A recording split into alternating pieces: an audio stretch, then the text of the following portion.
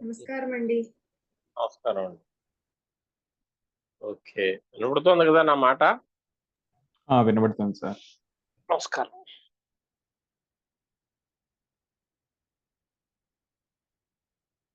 మాణిక్య శాస్త్రి విదుషాం గురూణాం చరణస్మృతి బాధిగా సర్వవిఘ్నానాం ఇష్టానాం అస్తు సాధికా. ఇప్పుడు ఏం చెప్పాడు? 22వ తారీఖు చదివేశాం కదండి, చదవాలా? చదవాలండి. చదివేశాం. ఇంక 23వ తారీఖు. చదవాలండి. 22 చదవాలా? చదవాలి. ఓకే ఓకే, అలాగే. 21 కూడా చదవాలండి. తస్మాత్ గణశ్చ షోడశకః తస్మాదపి షోడశకాత్ పంచభ్యః పంచభూతాని. ప్రకృతేర్మహాస్తతో అహంకారః తస్మాత్ గణశ్చ షోడశకః తస్మాదపి షోడశకాత్ పంచభ్యః పంచభూతాని. ఈ సృష్టి ప్రక్రియ ఎలా జరిగిందో చెప్తున్నాడు. ప్రకృతి లేదా దాన్నే ప్రధానం అన్నాం కదా, దానిలోంచి పంచమీ భక్తి ప్రకృతే మహాన్, మహత్తత్వం లేదా దాన్నే బుద్ధి అనే ఓ పేరు కూడా ఉంది, అది పుట్టింది.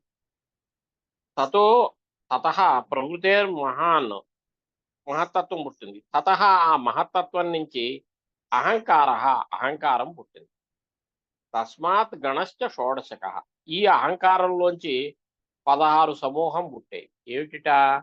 జ్ఞానేంద్రియ పంచకం, కర్మేంద్రియ పంచకం, ఉభయాత్మకమైన మనస్సు అంటే 11 ఇంద్రియాలు ప్లస్ పంచ తన్మాత్రలు అంటే 11 5 16. తస్మాదపి షోడశకాత్, ఆ పుట్టిన 16లోంచి పంచభ్య 16లో చేరినటువంటి 5 అంటే పంచతన్మాత్రలోంచి పంచభూతాన్ని 5 భూతాలు పుట్టాయి. మళ్ళా ప్రకృతి అంటే దానికి అవ్యక్తమని ప్రధానమని అంటారు వీళ్ళు. ఈ ప్రకృతి అనే పదానికి మాయా అని పేరు పెట్టి ఒప్పుకున్నట్టయితే బ్రహ్మ అనే ఒక ఆయన ఉన్నాడు అని ఒప్పుకున్నట్టే మా మతానికి ఏమీ తేడా లేదన్నట్టు అయ్యాయి. ఇదెవరు? వేదాంతులు, అద్వైతులు. సో ఈ అవ్యక్తం ప్రధానం అన్నాం కదా, దాంట్లోంచి మహత్తత్వం అని పుట్టింది. ఈ మహత్తత్వం అన్నా, బుద్ధి అన్నా, ఖ్యాతి, ప్రజ్ఞ, జ్ఞానం, ఆసురి ఇవన్నీ పర్యాయ పదాలను వ్యాఖ్యానంలో రాస్తున్నారు. తస్మాత్ మహతః, ఈ మహత్తత్వంలోంచి అహంకారం అనేది పుట్టింది. ఈ అహంకారానికే భూతాది, వైకృతము, తైజసము, అభిమానము అని పర్యాయ పదాలు ఉన్నాయి. ఈ అహంకారాల్లోంచి ఏకాదశి ఇంద్రియాలు ఏమిటి? జ్ఞానేంద్రియ పంచకం, శ్రోత్రము, త్వక్, చక్షు, జిహ్వ, ఘ్రాణం జ్ఞానేంద్రియాలు. అలాగే వాక్, పాణి, పాద, పాయు, ఉపస్థలనే పంచ కర్మేంద్రియాలు. ఉభయాత్మకమైనటువంటి 11వ ఇంద్రియమైనటువంటి మనస్సు. ఇలాగా పుట్టాయి. ఎలా అయ్యండి? తర్వాత పంచ తన్మాత్రలు పుట్టాయి. ఏమిటవి? శబ్ద తన్మాత్ర, స్పర్శ తన్మాత్ర, రూప తన్మాత్ర, రస తన్మాత్ర, గంధ తన్మాత్ర అని. ఈ 16లో చేరినటువంటి ఈ 5లోంచి ఈ పంచభ్య తన్మాత్రేభ్య పంచమహాభూతాన్ని అంటే శబ్ద తన్మాత్రలోంచి ఆకాశము, అలాగే స్పర్శ తన్మాత్రలోంచి వాయువు, రూప తన్మాత్రలోంచి తేజస్సు, తర్వాత స్పర్శ తన్మాత్రలోంచి కాదనుకున్నాం కదా, రస తన్మాత్రలోంచి జలము, గంధ తన్మాత్రలోంచి పృథివీ పుట్టాయి. సరే, ఈ పంచీకరణ ప్రక్రియ ఉన్నది, ఇది తర్వాత వస్తుంది, మనం ఇప్పుడేం కంగారు పడిపోక్కర్లేదు దాని గురించి. ఇది 22వ కార్యక్రమం. ఇంకా ఇప్పుడు సృష్టి క్రమం చెప్పాడు కదా, సృష్టి క్రమంలో మనకి ప్రధానం గురించి చెప్పాడు, పురుషుడు గురించి చెప్పాడు, పురుషు బహుత్వం గురించి చెప్పాడు. ఇక మిగిలిన 23 తత్వాల్లో 25 తత్వాల్లో 2 తత్వాల గురించి చెప్తే ఇంక 23 వెలిగాయి. ఏది మొదలుంది? అధ్యవసాయం, అదే మహత్తత్వం, బుద్ధి అనే పేరు కలిగినటువంటి ఒక తత్వం ఉంది. దాని యొక్క స్వరూపం చెప్తూ ఉంటాడు. ఏంటంటే, మీరు పేరు ఎందుకు పెట్టారు అని అడిగారు. పేరు ఎందుకు పెట్టారు ఏంటండి అంటే, అవును, పేరు ఎందుకు పెట్టారు అంటే, పేరు ఎందుకు పెట్టాము అంటే 2 రకాలుగా పేరు పెట్టడానికి అవకాశం ఉంది. ఒకటి, నాకు 2 పిల్లలు ఉన్నారు అనుకుందాం, 2 మగ పిల్లలు. ఒరే అబ్బాయి అన్నాం అనుకోండి, అప్పుడు 2 కూడా ఓయ్ అని పలుకుతారు. ఈ కాలానుక్రమంగా అయితే వాడినని వీడు, వీడినని వాడు ఎవడో పలకడు. ఇది కదా జరుగుతున్నది. అందుకని అదేదో రాముడు, శ్యాముడు అని పేరు పెట్టాం. రే రాముడు అంటే అప్పుడు పెద్దవాడు పలుకుతాడు, శ్యాముడు అంటే చిన్నవాడు పలుకుతాడు. ఎప్పుడైతే మనం రాముడు అని కేకేసామో అప్పుడు ఇతర నివృత్తి కలిగింది ఈ లక్షణం వల్ల, పేరు వల్ల, లేదా వ్యవహారం కోసం. సరే బాగానే ఉందండి, మీ కాలంలో బాగానే చెప్పారు ఇదంతాను. ప్రాచీన కాలంలో ఇప్పుడు ఒకడినే కంటున్నారు, వాళ్ళు రెండో వాడిని కన్నే కంటలేదు. అసలు వద్దు లేదా ఒకటి అనేది సాఫ్ట్వేర్లో ఇద్దరూ బాగా సంపాదిస్తున్నారు కదా, అందుకని వచ్చిన దౌర్భాగ్యం అది. అప్పుడు ఒకళ్ళే సంపాదిస్తున్నా నలుగురిని ఐదుగురిని కంటూ ఉండేవాళ్ళు, మన జాతి పెరుగుతూ ఉండేది. ఇప్పుడు ఇద్దరు కలిసి అసలొద్దు లేదా ఒకళ్ళే ముద్దు అని ఒకళ్ళనే కంటున్నారు. ఇప్పుడు ఒకళ్ళనే కన్నప్పుడు ఇంకా పేరు ఎందుకంటే పెట్టడం, అబ్బాయి అంటే ఒకటే కదా కలుగుతాడు అంటే. అందుకని దానికి వ్యావృత్తి వ్యవహారో వా లక్షణస్య ప్రయోజనం అన్నారు. అప్పుడు ఇచ్చే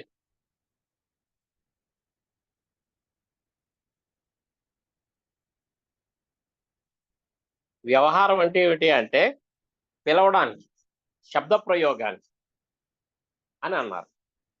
అలాగే కొన్నిటికి లక్షణం ఏమిటి అంటే ఆ వస్తువు వల్ల ఒక అసాధారణమైన కార్యం ఏదైతే ఉంటుందో ఆ వస్తువులో ధర్మం, అదే లక్షణం. ఇప్పుడు మీరు ఆ, ఆ, కూరలు అమ్మడానికి ఒక అబ్బాయి వచ్చాడండి. ఏ బాబు కూరలు అని కేకేస్తారు. ఇంతకీ అతని పేరు కూరలు అండి. కానీ ఏ బాబు కూరలు అనగానే ఆ కూరలు అమ్మే అతనే మీ దగ్గరికి వస్తాడు, కానీ ఇంకో సపోటా పళ్ళు అండి, సపోటా పళ్ళు అని అమ్మేవాడు మీ దగ్గరికి రాడు.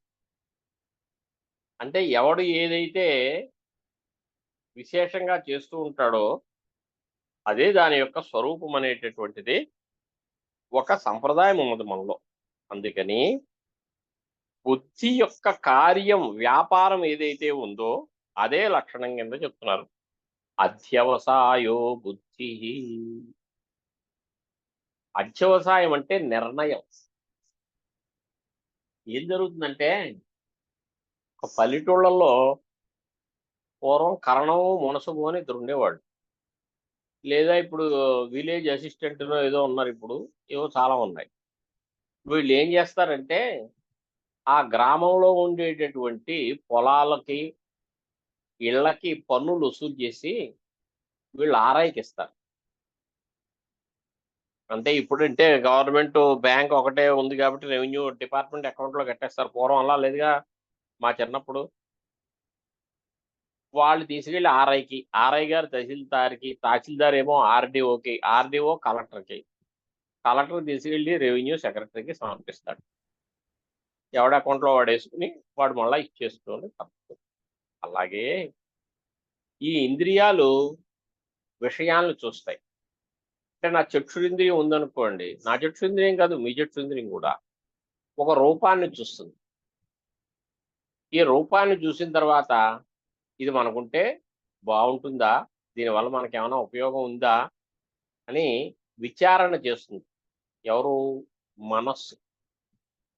మనస్సు విచారణ చేసి ఇలాగా అలాగా తీసుకుందామా వద్దా ఊగుతుంది అనమాట. సంకల్ప వికల్పాత్మకం అని మనస్సు. తర్వాత ఒక నిర్ణయానికి వచ్చేస్తుంది. ఎస్, ఆ మనస్సు ఆ మనస్సు ఆలోచించిన తర్వాత అహంకారం ఇది వస్తుంది. ఏమని?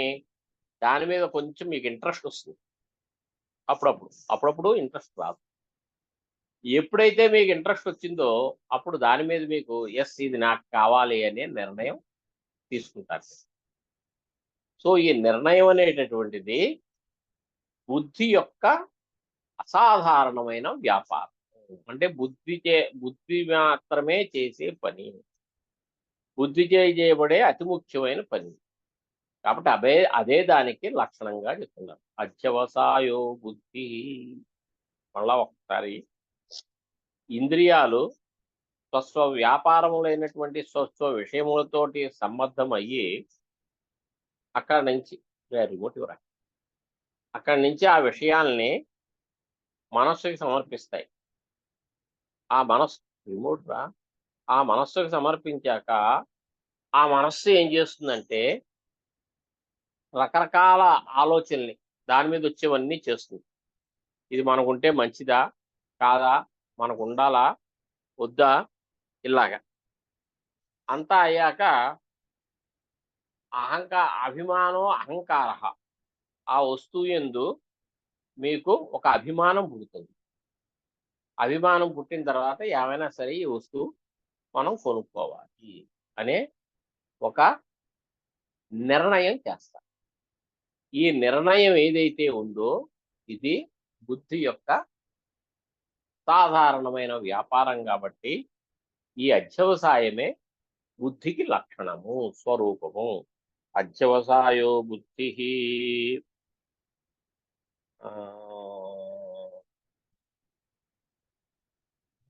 ధర్మో విరాగ బుద్ధి, ధర్మో జ్ఞానం విరాగ ఐశ్వర్యం సాత్వికమేతద్రూపం తామసమస్మాత్ విపర్యస్తం. ఈ బుద్ధికి అన్నీ త్రిగుణాత్మకాలే అని చెప్పాం మనం. ఏమండి ఇది త్రిగుణాత్మకము అది అత్రిగుణాత్మకం అనే మాట ఎప్పుడు మీకు సందేహం వద్దు. ఒక్క పురుషుడు ఒక్కడే అత్రిగుణాత్మకుడు, మిగతా 24 కూడా త్రిగుణాత్మకములే. కానీ చిన్న తేడా ఉంది. సత్వరజస్తం గుణగణాలు ఉంటాయి కదా ఈ బుద్ధిలో. ఆ సత్వరజ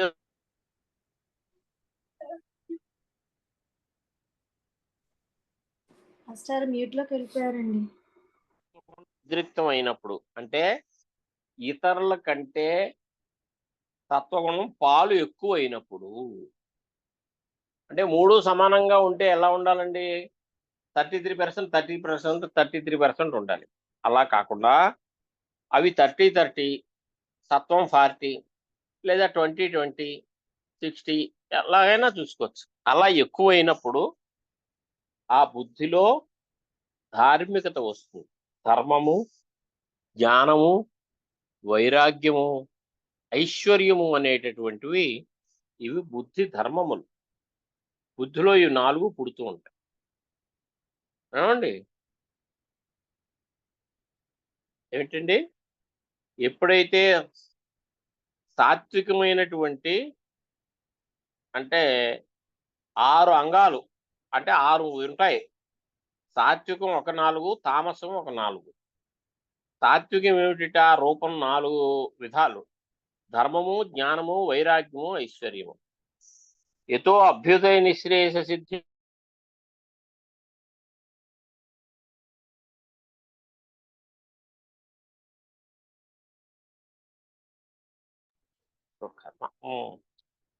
ఏమండి? ఆ అభ్యుదయ నిశ్రేయస సిద్ధి సధర్మ అని ఉంది. అంటే దేనివల్ల అయితే అభ్యుదయము నిశ్రేయసము. అభ్యుదయం అంటే ఇతోధికమైనటువంటి సుఖప్రాప్తి, స్వర్గాది ప్రాప్తి లేదా నిశ్రేయసం. ఇది దేనివల్ల వస్తుందో అది ధర్మము అని చెప్పాడు.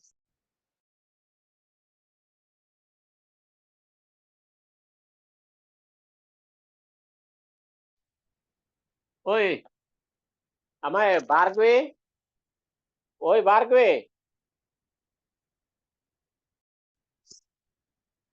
ఓకే.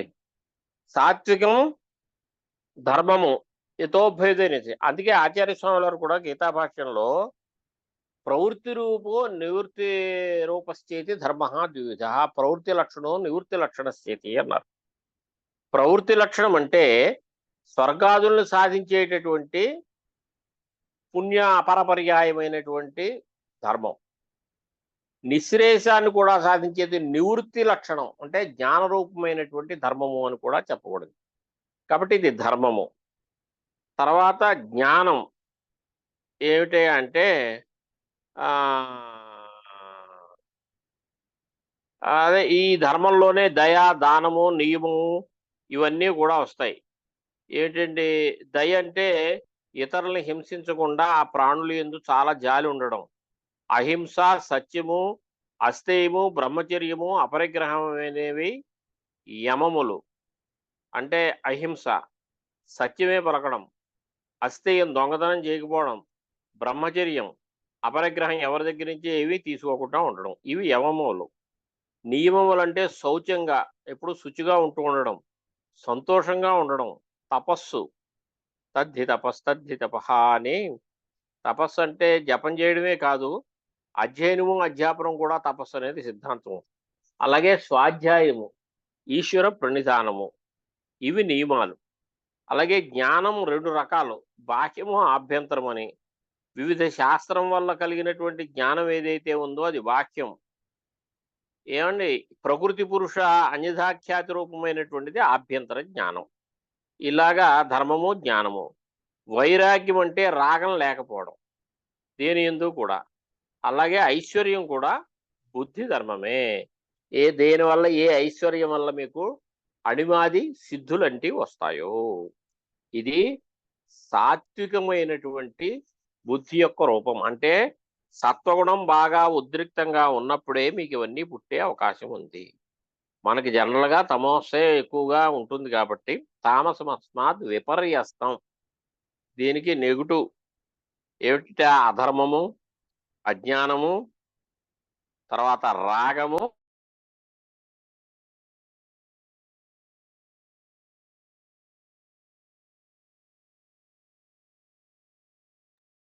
నమస్కారం మాస్టరు. హలో.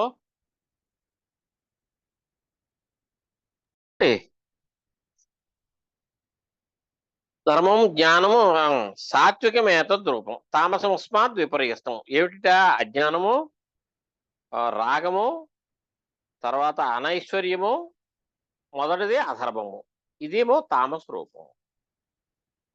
అయితే మరి రాజసికమైన రూపం ఏమి చెప్పరా అండి అని అడిగారు. ఏమిటి? మీరు తామస రూపం చెప్పారు, సాత్విక రూపం చెప్పారు, మరి రాజసిక రూపం చెప్పరా అంటే ఈ రెండిటికి కూడా అది కారణం అవుతూ ఉంటుంది.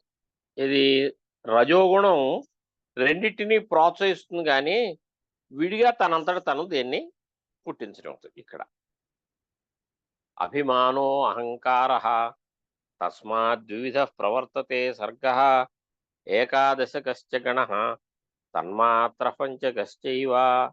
ఏదైతే అసాధారణమైనటువంటి వ్యాపారం పనుందో అదే లక్షణం కింద చెప్తామని అనుకున్నాం కదా.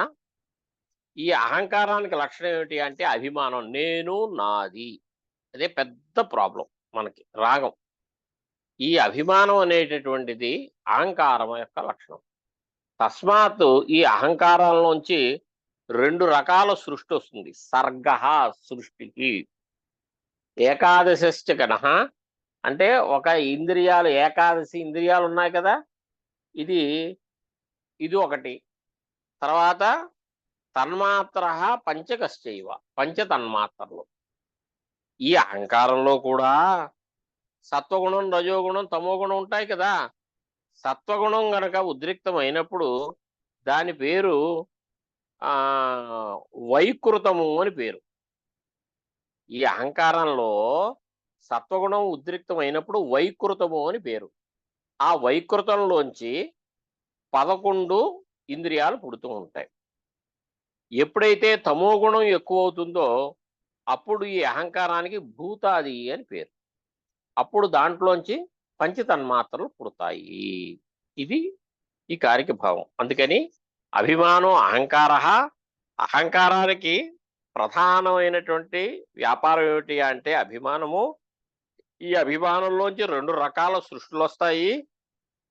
ఏకాదశి ఇంద్రియగణములు, తర్వాత తన్మాత్ర పంచకము అని చెప్పి దానికే వివరణ ఇస్తున్నారు 25వ కారికలో. సాత్విక ఏకాదశక ప్రవర్తతే వైకృతాద్ అహంకారాత్.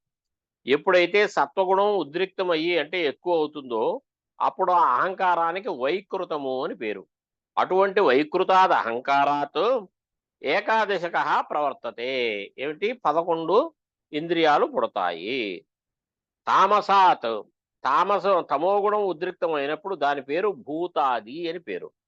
భూతాదేర్ అహంకారాత్ తన్మాత్ర, అంటే ఆ 5 తన్మాత్రలు, పంచతన్మాత్రలు అని చెప్పుకున్నాం కదా. శబ్ద తన్మాత్ర, స్పర్శ తన్మాత్ర, రూప తన్మాత్ర, రస తన్మాత్ర, గంధ తన్మాత్ర అనే అంటే అతి సూక్ష్మమైన పంచభూతములు ఇవి పుడతాయి.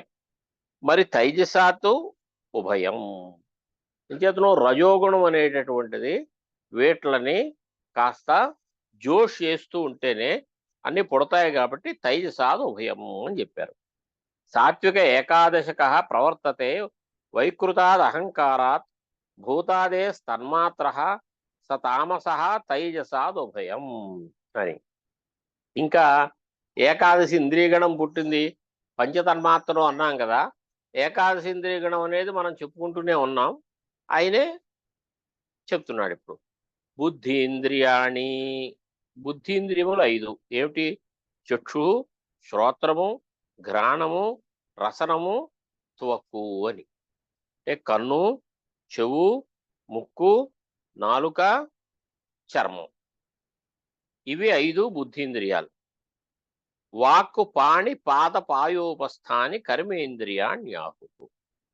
వాగింద్రియము, పాణి అనే ఇంద్రియము, పాదం అనే ఇంద్రియము, పాయు అనే ఇంద్రియము, వాక్ పాణి పాద పాయు ఉపస్థ జననేంద్రియము, ఇవి కర్మేంద్రియాణ్యాహు.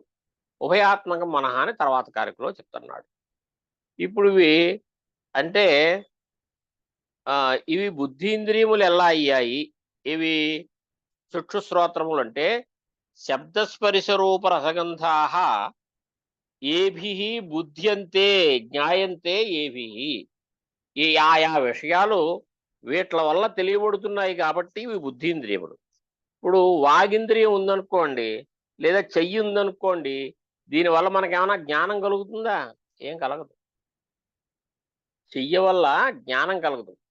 ఒకప్పుడు చెయ్యి వల్ల కూడా జ్ఞానం కలుగుతుందండి. ఎలా అంటే ఇప్పుడు కళ్ళు మూసుకుని ఉన్నాం, లేదా కళ్ళకు గంతలు కట్టేశాం, చేతులు ఇలా తడువుకుంటూ వచ్చాం. ఇది డోరు, ఇది డోరులోంచి యువతలకు వచ్చాను, వస్తే అక్కడి నుంచి ఇక్కడ మంచం ఉంటుంది అని ఈ ఎడం చేత్తో మంచం చూసుకుని మంచం మీద కూర్చుంటాం మనం. ఇప్పుడు ఇది మంచము అనే విషయం మనకి దేని వల్ల తెలిసింది? చెయ్యి వల్ల తెలిసింది కదా. చెయ్యి అనేటటువంటిది, పాణి అనేది కర్మేంద్రియమే కదా. మరి దీనివల్ల కూడా జ్ఞానం కలిగింది కదా అని మనకి సందేహం రావచ్చు. కానీ ఈ చేతిలో 2 ఇంద్రియాలు ఉన్నాయండి. ఏమిటి? పాణి అనే ఇంద్రియము ఉన్నది, త్వక్కనే ఇంద్రియం కూడా ఉంది. సర్వశరీరమందు త్వగింద్రియం ఉంటుంది. కాబట్టి ఆ చేతిలో ఉన్న త్వగింద్రియం వల్ల మీకు కలిగిన మంచము యొక్క స్పర్శ వల్ల అది మంచం అని తెలుసుకుంటున్నారు, కానీ పాణీంద్రియం వల్ల తెలియట్లేదు. అలాగే కాలు వల్ల కూడా మంచం తెలుస్తుంది. కాలు కోడి తగిలింది అనుకోండి, కాలికి కళ్ళు మూసుకున్నప్పుడు అబ్బా ఇది మంచం కాలు తగిలింది అని అనిపిస్తుందా? తెలుస్తుందా లేదా మీకు? గుడ్డివాడికి తెలుస్తుందా లేదా? అందుకని అక్కడ 2 ఇంద్రియాలు ఉన్నాయి. 2 ఇంద్రియాలు ఉన్నప్పుడు కన్ఫ్యూజ్ కాకుండా మనకి ఏ ఇంద్రియం వల్ల జ్ఞానం కలిగింది అని తెలుసుకోవాలి. కాబట్టి పాణి అనే ఇంద్రియం జ్ఞానాన్ని కలిగించదు, కర్మనే చేస్తుంది, పనినే చేస్తుంది. ఏమిటది? ఆదానం. ఎవరైనా ఏదైనా ఇస్తే తీసుకుంటాం. బుద్ధీంద్రియాన్ని చక్షు శ్రోత్ర ఘ్రాణ రసన త్వగాఖ్యాని. బుద్ధీంద్రియములు అనే పేరు ఎందుకు వచ్చాయి? శబ్దస్పర్శ రూప రసగంధా బుద్ధ్యంతే జ్ఞాయంతే ఏభిరితి బుద్ధీంద్రియాణి. అంటే రూపాది ఉపలబ్ధులకి కారణములు ఇవి అని అంటూ చెప్తున్నారు. ఇప్పుడు పాణి ఇంద్రియం ఉందనుకోండి, మీకు కనపడుతూ ఉంటుంది. పాదం అనే ఇంద్రియం ఉందనుకోండి, ఆ కాళ్ళు బాగానే ఉన్నాయి, అంతే కదా. పెళ్లి చూపులకు వెళ్ళినప్పుడు అన్ని జాగ్రత్తగా చూస్తూ ఉంటారు కదా మీరు, కాళ్ళు చేతులు ఇవన్నీను, అవన్నీ బాగానే కనపడతాయి. కానీ ఇవి కర్మేంద్రియాలు. కానీ బుద్ధీంద్రియాలు అలా కనపడవండి. అవి అతీంద్రియములు, అంటే ఇంద్రియములకు గోచరించవు. మరి బుద్ధీంద్రియం ఉందనేటటువంటి విషయం మనకి ఎలా తెలుస్తుంది అంటే రూపజ్ఞానం అనేది కలిగింది మనకి. ఈ రూపజ్ఞానం అన్నీ కూడా అండి ఒక ఛేదన క్రియ అని జరిగింది అంతకుముందు. ఏమిటి? మీ ఇంట్లో ఉన్న మొద్దుల్ని గొడ్డలతో కొట్టేశారు. గొడ్డలతో కొట్టినప్పుడు ముక్కలు ముక్కలు చేసినప్పుడు ఈ ఛేదన క్రియ ఒక కరణం. పరశుహు, గొడ్డలకి సంస్కృతంలో పరశు. పరశు అనే కరణం చేతనే ఈ కార్యం సిద్ధించింది. అలాగే ఈ రూపం అనేటటువంటి జ్ఞానం కలిగింది. ఈ కార్యం దేనివల్ల? ఇది కూడా కార్యమే, పుట్టింది కదా, రూపజ్ఞానం పుట్టింది కదా. పుట్టింది అంటే ఇది కూడా కరణం కలిగి ఉండాలి. అక్కడ పరశువులాగా ఏమిటి? దాని పేరు చక్షుంద్రియం అని పేరు పెట్టాం. అలాగే రూపజ్ఞానం కలిగితే చక్షుంద్రియం, రసజ్ఞానం కలిగితే రసనేంద్రియం, గంధజ్ఞానం కలిగితే ఘ్రాణేంద్రియం, శబ్దజ్ఞానం కలిగితే శ్రోత్రేంద్రియం, స్పర్శ జ్ఞానం కలిగితే త్వగింద్రియం అని పేర్లు పెట్టి అలా ఇంద్రియాలు మనకి ఉన్నాయని తెలుసుకుంటాం. అంతే కదా. పెద్ద పెద్ద కనుగుడ్లు ఉంటాయండి, చాలా పెద్దగా. పిల్ల పుడుతూనే చారిడేసి కళ్ళతో పుట్టింది. ఇంత కళ్ళున్నాయి కదా, ఈ పిల్లకి సులోచన అని పేరు పెడదామని తండ్రి సులోచన అని కూడా పేరు పెట్టాడు. కానీ ఆ అమ్మాయికి చూపే లేదు. గుడ్డుంది, మనకు గుడ్డు కనపడుతోంది. మరి గుడ్డు కనపడుతుంటే గుడ్డే ఇంద్రియం అయితే అమ్మాయికి ఇంద్రియం ఉండాలి కదా. కాబట్టి ఆ గుడ్డులో అతి సూక్ష్మమైనటువంటి రూపగ్రహణ శక్తి ఉన్నది. ఆ శక్తి మనం ఊహ చెయ్యాలే కానీ అది మనకి కనపడేది కాదు, వాళ్ళకే కనపడదు. ఏమంటే మీ చక్షుంద్రియం మీకే కనపడితే మాకేం కనపడుతుంది చెప్పండి. కాబట్టి ఇవన్నీ అతి ఇంద్రియాలు, ఈ విషయాన్ని కూడా గ్రహించాలి. అలాగే వాక్ పాణి పాదపాయోపస్థాని కర్మేణ్నిద్రియాణ్యాహు. ఇంకా 11 ఇంద్రియాల్లో 10 గురించి చెప్పాడు. ఇక ఉభయాత్మకం అత్ర మనః, అత్ర అస్మిన్ శాస్త్రే. ఏం చేతను? నైయాయికాదులు అయితే మనస్సు ఉభయాత్మకం కాదు, అది జ్ఞానేంద్రియంలోకే వస్తుంది. అసలు కర్మేంద్రియాల కాన్సెప్ట్ లేదు వాళ్ళకి, జ్ఞానేంద్రియాలే. ఉభయాత్మకం అత్ర మనః, అస్మిన్ శాస్త్రే సాంఖ్యశాస్త్రే మనః ఉభయాత్మకం. ఏం చేతనంటే మనస్సు లేకుండా జ్ఞానం కలగట్లేదండి. దేనివల్ల ఏది కలుగుతుందో అది ముఖ్యం. మీరు ఇందాక ఏమన్నారు? చక్షురింద్రియం వల్ల రూపజ్ఞానం కలిగింది. చక్షురింద్రియం లేకపోతే రూపజ్ఞానం కలగట్లేదు. కాబట్టి రూపజ్ఞానం అనే కార్యానికి చక్షురింద్రియం కారణం అన్నారు. అలాగే త్వగింద్రియం, రసనేంద్రియం. సరే, ఇవన్నీ బాగానే ఉన్నాయి. మనస్సు లేదు. మనస్సు ఎక్కడో ఆ, ఆ, ఆలోచిస్తూ ఎక్కడో ఉంది. ఏమండి? అప్పుడు మనకి చక్షురింద్రియం ఉన్నప్పటికీ, ఆ చక్షుంద్రియానికి గోచరించే విషయం దగ్గర ఉన్నప్పటికీ కూడా మనకి ఆ జ్ఞానం కలగదు. ఇంచేతనం అహం అన్యత్ర మనాభవం నా ద్రాక్షం. నా మనస్సు వేరే చోట ఉండిపోయింది, అందుకనే సరిగ్గా చూడలేదు. అలాగే నా శ్రోషం సరిగ్గా వినలేదు అని. అలాగే చూడండి, మీరు నడుస్తున్నారు కానీ మనస్సు వేరే ఎక్కడో ఉంటే బాగా హార్న్ కొట్టి బాబు చచ్చిపోవాలంటే ఇంకెక్కడైనా వాడు నేనే దొరికానా అని అరుస్తూ ఉంటాడు మన మీద వాడు. అంటే ఏమైంది? ఈ అదేంటి, పాదం అనే ఇంద్రియం వల్ల జరగాల్సినటువంటి విహరణం అనేటటువంటిది కూడాను మనస్సు సరిగ్గా లేకపోతే జరగదు. అలాగే ఏదో ఒక మాట అడిగితే ఏదో చెప్తూ ఉంటాం మనం, ఏంటి ఇలా చెప్తున్నాడు అని అనిపిస్తూ ఉంటుంది. ఏం చేతను? ఆయన మనస్సు వేరే చోట ఉండిపోయింది. మనస్సు వేరే చోట ఉన్నప్పుడు ఆయన సరిగ్గా చెప్పలేడు.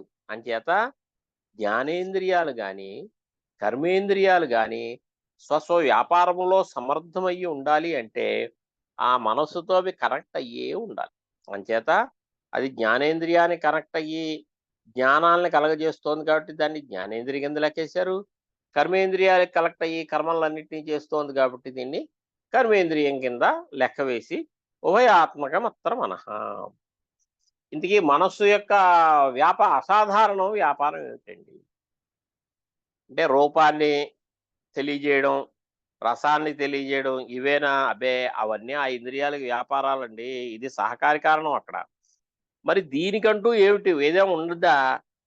లేకపోతే అనవసరం కదా అంటే సంకల్పకం, సంకల్పాలు చేస్తూ ఉంటుంది. ఇది ఇలా వెళ్దామా, అది అలా. ఏమండి, భవిష్యత్తులో మీలో ఎవరైనా నన్ను చూస్తారనుకుంటున్నారా? ఎవరు మాట్లాడట్లేదు. ఆవిడ లేరా ఈవేళ క్లాసులో? అవకాశం వస్తే తప్పకుండా వచ్చి కలుస్తామండి. ఇప్పుడు ఈవేళ క్లాసులో ఎంతమంది ఉన్నారు చెప్పండి? 15 మంది అండి. 15 మంది ఉండేవాళ్ళు. 15 మంది ఉన్నారు కదా. ఈ 15 మందిలో ఒకళ్ళు కూడా ప్రస్తుతానికి నన్ను చూడలేదు. భవిష్యత్తులో చూస్తారనే విషయం నేను అనుకోవట్లేదు. అలాగే ఈ 15 మందిని నేను కూడా చూడలేదు, నేను కూడా చూస్తాను అంటలేదు కాబట్టి ఫ్రీగా మాట్లాడతాను, ఏమనుకోకండి. పూర్వం ఆచార్య, నేను అయ్యా. చూశాను మిమ్మల్ని. ఎవరండి? ఎన్ఎస్ మూర్తి, పేరూరు. ఓహో, ఎన్ఎస్ మూర్తి గారంటే వరంగల్ అండి, ఎన్ఐటి వరంగల్. మనం స్వామివారు వచ్చినప్పుడు పేరూరు. బాబోయ్ బాబోయ్ బాబోయ్, మీరెందుకండి బాబు మధ్యలో? నేను ఇప్పుడు అమెరికాలో ఉన్నానండి, అటెండ్ అవుతున్నా. ఇప్పుడు పొద్దున్న అయింది మాకు. అంటే మీరేమిటి సాంస్క్రిట్ మీద కట్టారా, కేవలం ఈ క్లాసే వింటున్నారా? కేవలం ఊరికే వింటున్నానండి, అమెరికాలో ఉన్నాను, వచ్చాక ఆలోచిద్దాం. అందుకే సాంస్క్రిట్ మీద కట్టి అలాంటి పిచ్చి పనులు చేయకండి. కావాలంటే మీరు వేదాంతం చదువుకోండి, చదువుకుందాం, అంతేగాని సరే.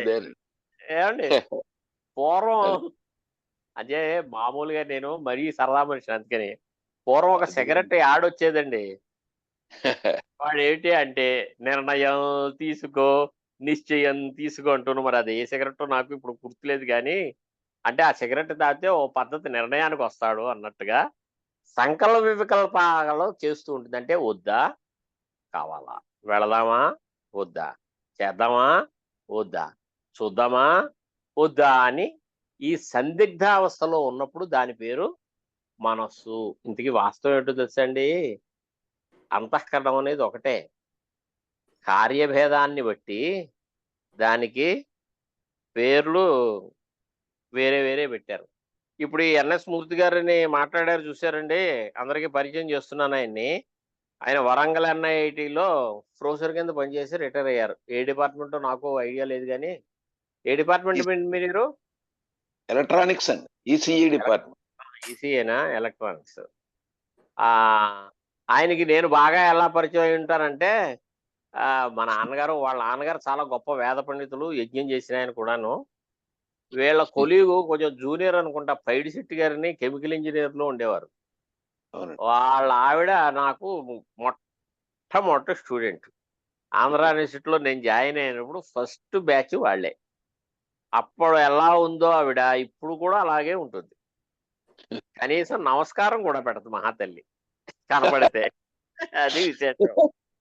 ఏమిటంటే నేను అంటూ ఉంటాను, అంటే నేను నమస్కారం అండి అంటే మీరు వెంటనే నమస్కారం అండి అంటారండి, అంటే ఆ పాపం నాకు వద్దు అని నమస్కారం పెట్టదు. మీరు నమస్కారం పెట్టనంటే చెప్పండి, అప్పుడు పెడతానంటూ ఉంటుంది అనమాట. అదే అలాంటే కృతస్య ప్రతి కర్తవ్యం మేష ధర్మ సనాతన అని.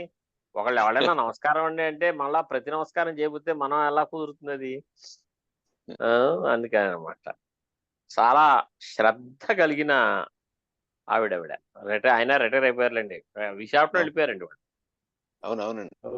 ఓకే, ఏమండి సంకల్పకం మరి ఇది ఇంద్రియం ఎలా అనుకున్నారండి అన్నారు. అంటే సమాన ధర్మం ఉండుట వలన ఏం చేదనంటే, ఈ బుద్ధీంద్రియాలతోటి దాంతోటి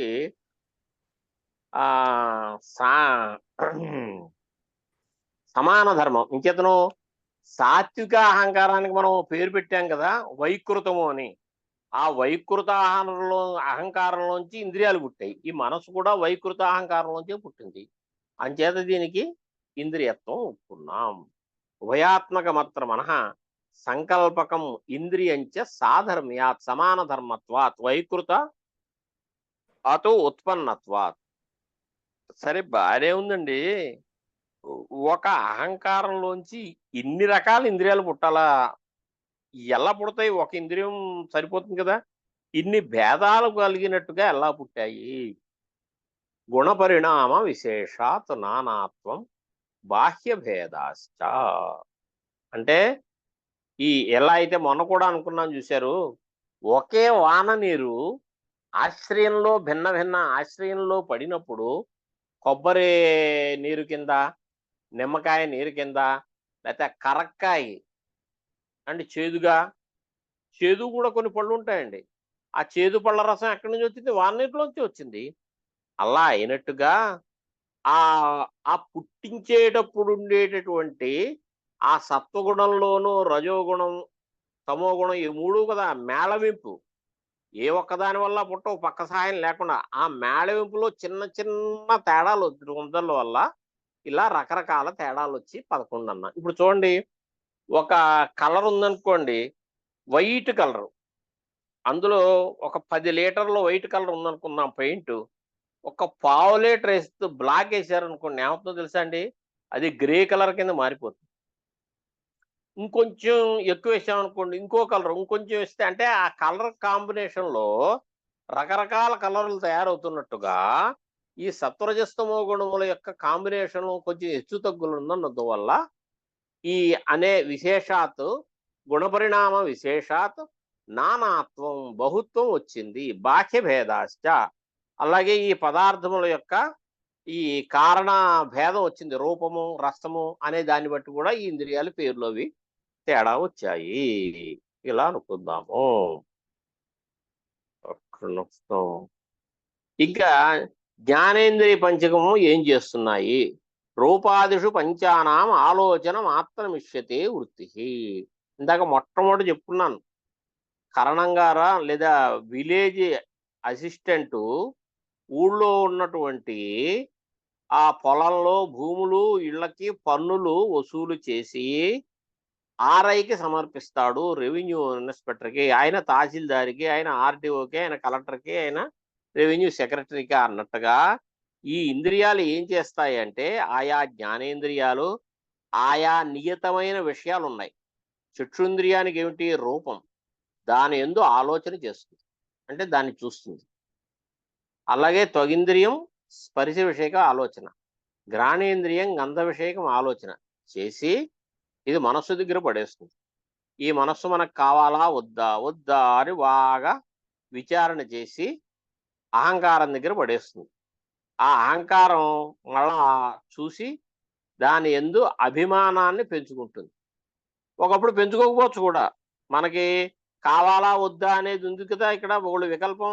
ఇందులో కావాలి వికల్పం ఎక్కువగా ఉంటే అభిమానం పుడుతుంది. అక్కడ వద్దనేది కొంచెం ఎక్కువైంది అనుకోండి, అందులో అభిమానం పుట్టదు. ఎప్పుడైతే అభిమానం పుట్టిందో అప్పుడు అత్యవసాయి ఇది నాకు కావాలి, దీనికోసం నేను ప్రయత్నం చేస్తాను అని ఆ కర్తృత్వాధ్యాస కలిగి వాడు దానికోసం ప్రయత్నం చేస్తాడు. లేకపోతే వాడు చేయడు. రూపాదిషు పంచానాం జ్ఞానేంద్రియాణం రూపాదిషు పంచసు. ఏమిటిది? రూప రస గంధ స్పర్శ శబ్దములయందు ఆలోచన మాత్రం ఇష్యతే వృత్తి. వ్యాపారము, పని. చక్షుంద్రియం వ్యాపారం ఏమిటి? రూపం గురించి ఆలోచించడం. అలాగే త్వగింద్రియానికి స్పర్శ విషయక ఆలోచన, శ్రోత్రేంద్రియానికి శబ్ద విషయకం ఆలోచన, రసనేంద్రియమునకు రస విషయక ఆలోచన, ఘ్రాణేంద్రియమునకు గంధ విషయక ఆలోచన. ఇక కర్మేంద్రియాలకి ఏమిటయ్యా? ఏమిటి కర్మేంద్రియాలు? వాక్, పాణి, పాద, పాయు, ఉపస్థలదేవి. వచనాదాన విహరణోత్సర్గ ఆనందాశ్చ పంచానాం. వాగింద్రియానికి ఏమో నాలుగు దగ్గరే ఉంటుంది. అది వచనం అంటే మాట్లాడడం, పాణి ఆదానం తీసుకోవడం, పాదమునకు విహరణం, వాక్పాణి పాద, పాయు అంటే గుదం మాలిన్యాన్ని వదిలేసేటటువంటి మల ఉత్సర్గ చేసేటటువంటిది. ఆ తర్వాత జననేంద్రియానికి ఆనందము. ఈ కర్మేంద్రియ పంచానం ఇది సాధారణమైనటువంటి వ్యాపారము, వృత్తి అని చెప్పాడు. ఇక మొట్టమొదటి ఇందాక ఈవేళ పాఠంలో మొదలెట్టాను, ఏదైతే అసాధారణమైనటువంటి వృత్తి వ్యాపారం పని అయితే ఉందో అదే లక్షణం కింద చెప్తున్నారు అని, అదే మాటను చెప్తున్నారు. మనం చెప్పామంటే ఎక్కడి నుంచో ఆకాశం నుంచి వచ్చి పడతాయండి. ఎదర తర్వాత చెప్పబోయేది ముందు మనం చెప్పుకుంటాం అంతే. స్వాలక్షణ్యం వృత్తి త్రయస్య శేషా భవత్య సామాన్య. త్రయం అంటే ఏమిటి? ఆ బుద్ధి, అహంకారము లేదా మనస్సు, లేకపోతే ఈ మొత్తం 11టికి తీసుకోండి. ఒక యూనిట్ కింద ఇంద్రియ గణం. ఏమిటి? బుద్ధి, అహంకారము, ఇంద్రియ గణం లేదా మనస్సు అనుకున్నా పర్వాలేదు. స్వాలక్షణ్యం వృత్తి. ఈ వృత్తి ఉంది కదా, వాటిలో ఏమేమిటి పనులు ఉన్నాయి? బుద్ధికేమో అధ్యవసాయం అని, అహంకారానికి అభిమానమని, మనస్సుకి సంకల్పమని చెప్పుకున్నాం కదా. ఏష అసామాన్య అంటే ఇతర సాధారణం కాంది, అంటే స్పెషలైజేషన్ అన్నమాట, వాటికి మాత్రమే ఉండేదే స్వాలక్షణ్యం, తనకి లక్షణంగా ఉంటుంది. ఇది అసామాన్య వృత్తి, స్పెషలైజేషన్ అనమాట. సామాన్య కరణ వృత్తి, ఈ 11 లేదా 13 ఇంద్రియాలు వేసుకోండి, వీటికి జనరల్ అన్నమాట. 13కి కలిపి ఏమిటి అంటే ప్రాణాద్య వాయవ పంచ, ప్రాణాది వాయువుల్ని పీల్చుకోవడము ఈ పనే. ఎంచేతనంటే అవి ఉంటేనే ఇవి, అవి లేకపోతే ఇవి లేవు. ప్రాణాది పంచవాయువులు ఉంటేనే ఈ ఇంద్రియాలకి వాటికిన్నో ఈ ఈ పనులు. చక్షురింద్రియం రూపాన్ని తెలియజేయాలన్నా, బుద్ధి అధ్యవసాయాన్ని చేద్దామన్నా, మనస్సు సంకల్ప వికల్పాత్మకం చేద్దామన్నా, అహంకారం అభిమానం ఉంచుకుందామన్నా, ఇదంతా ప్రాణం ఉంటేనే, ప్రాణాది పంచవాయువులు ఉంటేనే, లేకపోతే ఏమీ లేదు. కాబట్టి ఆ స్పెషలైజేషన్ పని ఏమిటి అంటే ఇంద్రియాలకి దేనికి దానికి ఒక్కొక్క పని ఉంది. అన్నిటి కలిపి ఏమిటి అంటే ప్రాణాది పంచవాయువులు. దీనికి ఉపనిషత్తులోనే ఒక కథ ఉందండి. ఈ ఇంద్రియాలన్నీ కూడా దెబ్బలాడుకున్నాయట. హంశ్రేయసే, నేను గొప్ప అంటే నేను గొప్ప అని. చక్షురింద్రియం ఏమో నేను గొప్ప అంది, మనస్సేమో నేను గొప్ప అంది, బుద్ధి నేను గొప్ప ఉంది, అహంకారం పై మీ అందరికంటే నేను చాలా గొప్ప అంది. అదే కదా అహంకారం అంటేను.